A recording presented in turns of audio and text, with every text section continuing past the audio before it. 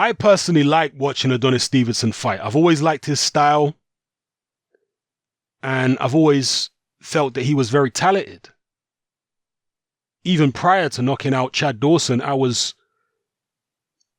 want to say singing his praises, but I was certainly covering him on my channel and talking very highly of him. And so when he did knock out Chad Dawson, it didn't come as a big surprise to me. It was a big surprise to a lot of other people. In fact, some of you may remember that I was calling out Carl Froch for ducking Adonis Stevenson when Stevenson was his mandatory at super middleweight.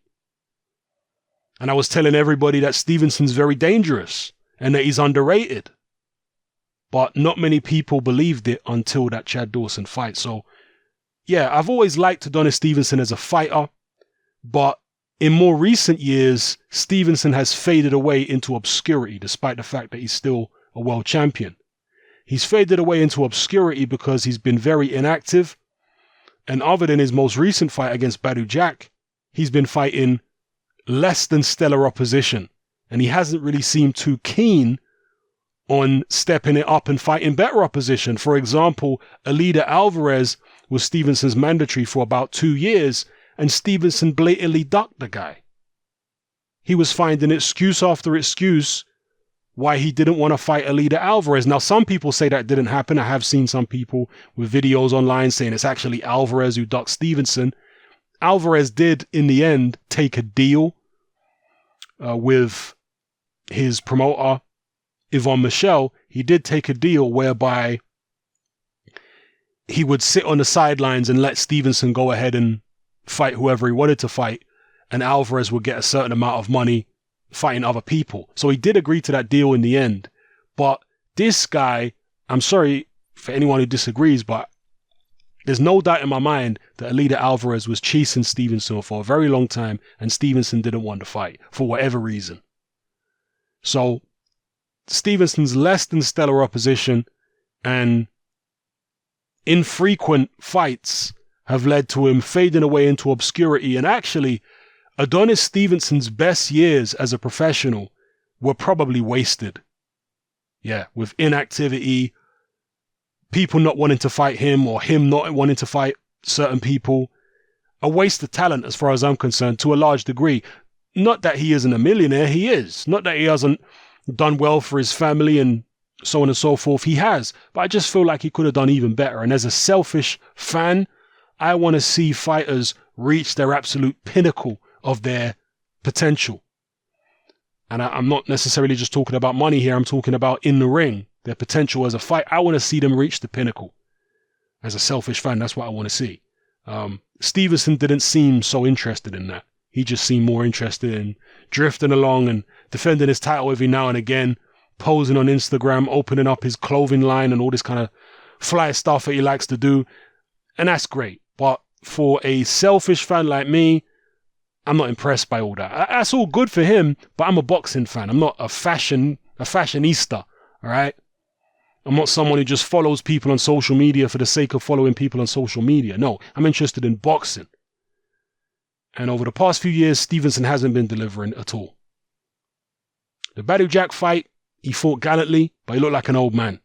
And it might be all over for Adonis Stevenson in his next fight against Alexander Vodcek. We'll see. But Stevenson has clearly regained some of his confidence again, or maybe he's looking for a cash out. I don't know. Because he's talking about going up to Cruiserweight and fighting Tony Bellew at Cruiserweight if Bellew can beat Usyk. Yeah, that's what Stevenson's now talking about in this article. He was speaking to Sky Sports and he said, he says that Bellew talks a lot of you know what. I love that about him, but I'd like it if he wins. If he does win, I can fight him up at Cruiserweight and beat him as a Cruiserweight for the titles. Yeah. He says I'd prefer to fight him at a catchweight, but whatever the case may be. I don't believe Adonis Stevenson for a second here. I don't think he would fight Bellew at Cruiserweight. No way. At a catchweight possibly, but I don't think they'd be able to agree on the catchweight because it would be ridiculously low. I mean, if they did a catchweight of like 185 pounds, 180 pounds even, and let's say 185, Stevenson might go for it. But a catchweight of what, 190? No, Stevenson ain't going to go for that. I reckon 180 is probably where Stevenson will be. 180, 183. He might go for a catch weight around there. But getting closer to the 200-pound mark, Stevenson ain't going to go for it. He ain't going to go for no 190, anything close to that. So, and because of that, I just think Stevenson is posturing here. I just think Stevenson is trying to get credit for beating Tony Bellew years after the fact. He's still trying to, because the better Bellew does in his career, the better it makes Adonis Stevenson's victory over Bellew look. Now, we all know that Bellew was not the same guy at light heavyweight as he is at cruiserweight, but it still says on Stevenson's resume, TKO victory over Tony Bellew. It still says it.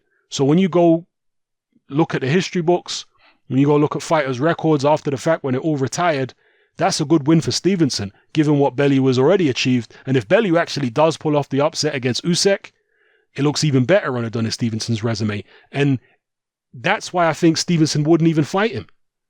Because what does he have to gain? You see, he's got plausible deniability. If Bellew beats Usyk, Stevenson is better off not fighting him. Yeah, he's better off not fighting him because he can still argue the case after his career is over. I would have beaten him a second time anyway. And some people are going to believe it. You know?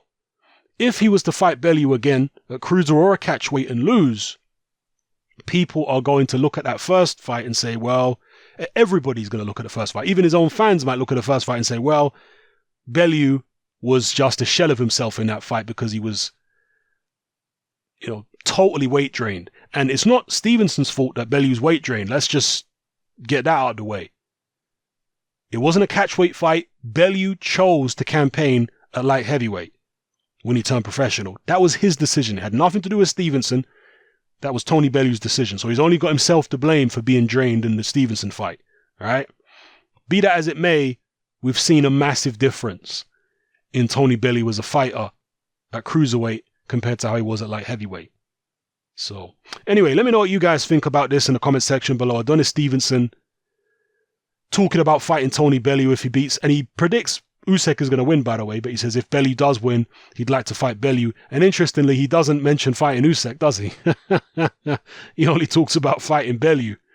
And look, Adonis Stevenson is a much smaller man than Tony Bellew. Let's be real about that. He's smaller than Bellew, he's smaller than Usyk. Adonis Stevenson's not even a big light heavyweight. He says that he could still make super middleweight right now, and I believe him. He only stepped up to super middleweight to fight Dawson because there was an opportunity there, and Carl Froch wouldn't give him a shot at super middleweight, or was delaying giving him a shot at super middleweight.